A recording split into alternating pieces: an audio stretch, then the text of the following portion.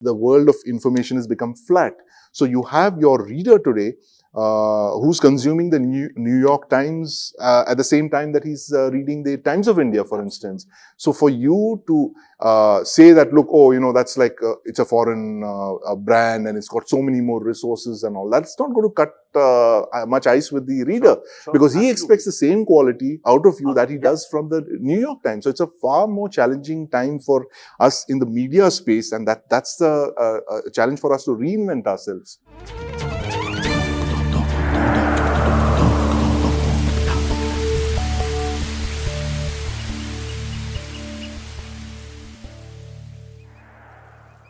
Information now is increasingly masquerading as knowledge, because information is passive. You have information everywhere. Yes.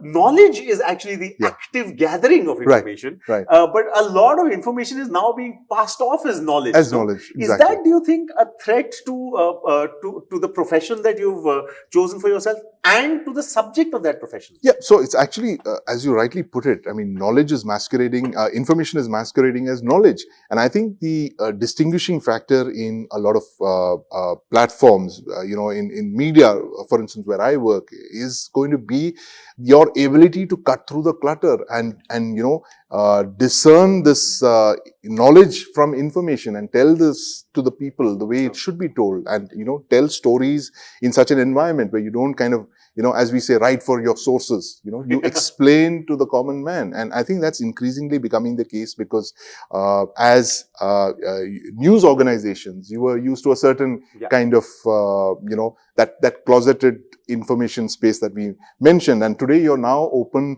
to the rest of the world. The world of information has become flat. So you have your reader today who's consuming the New York Times at the same time that he's reading the Times of India, for instance.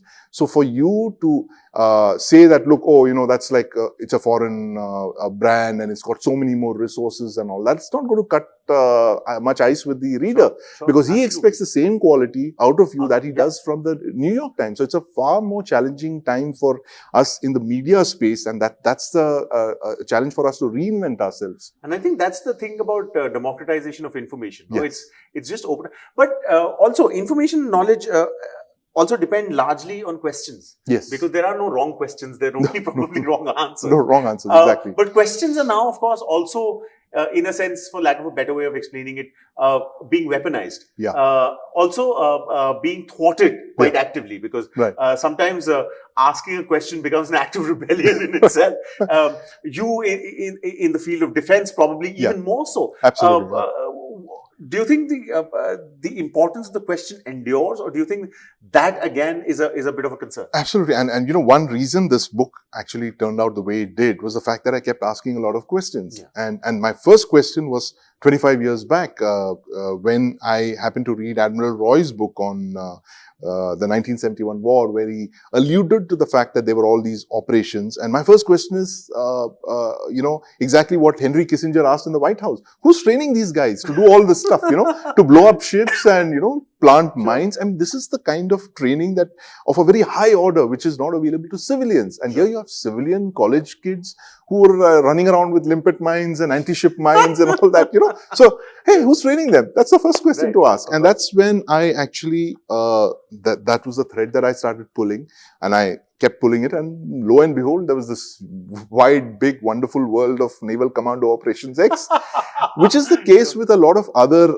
things as well, where you ask the kind of questions and that will lead you to a certain set of answers. But is it getting difficult to ask questions? It's becoming increasingly difficult to ask questions, primarily in the military space, because information is very hard to come by, because of the fact that information warfare has become such an important part of military operations today. And everybody is weaponizing information. For instance, if you have to see the way India and Pakistan, for instance, play it out. Or for that matter, India and China, the way information is weaponized by the Chinese, they would come and they'd plant flags on Galwan, for instance, and they'd play it out like saying that this is the flag that flew in Tiananmen Square and now it's flying in Galwan. So it's like it's that video which is bombarding social media is like, the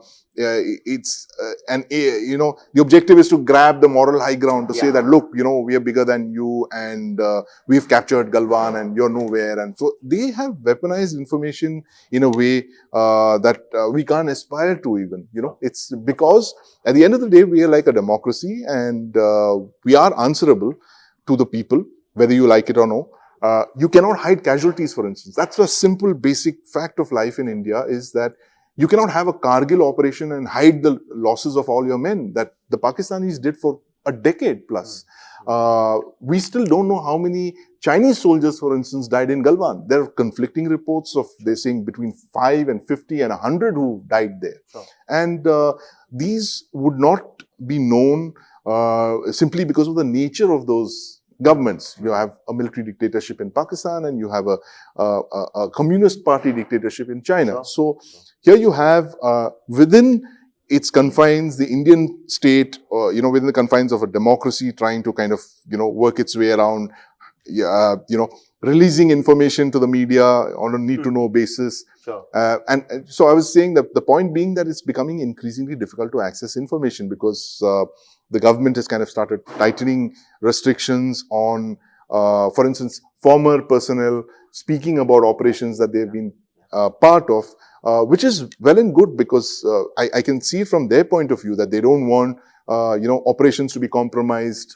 This whole thing of rushing to the media almost as soon as you've done it, and say that, look, I did it, I was there, and like exactly like you had those special forces operators in the US doing it.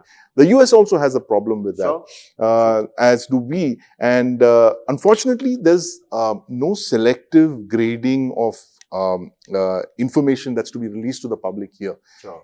Everything is classified.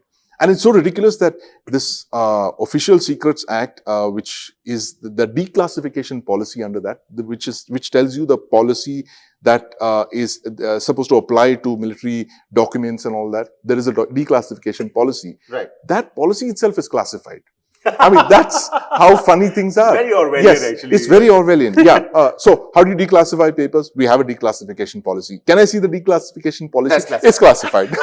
So, this is so. It's very difficult to make sense of operations like this.